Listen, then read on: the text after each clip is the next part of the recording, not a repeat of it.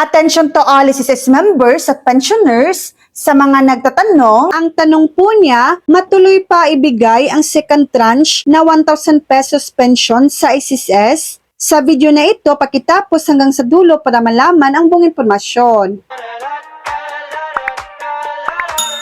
Hindi na po, wala nang ikalawang yugto ng pagtaas na tiyak na 1,000 pesos. Ang dating programa na nagbibigay ng dagdag na 1,000 pesos ay ganap nang natapos at naipatupad na noong nakaraang mga taon. Ang kasalukuyang programa ng SSS ay ang programa ng pagbabago sa pensyon kung saan ang pagtaas ay nakabatay sa porsyento sa halip na tiyak na halaga. Para sa mga tumatanggap ng pensyon sa pagreretiro o kawalan ng kakayahang magtrabaho, 10% na dagdag taon-taon mula 2025 hanggang 2027. Para sa mga tumatanggap ng pensyon para sa naiwang pamilya, 5% na dagdag taon-taon sa parehong panahon. Ang ikalawang yugto ng pagtaas sa ilalim ng bagong programa ay magsisimula sa Setyembre 2026 para sa lahat ng karapat-dapat na pensioner na nakatala hanggang August 31, 2026. So yan lang po ang latest update.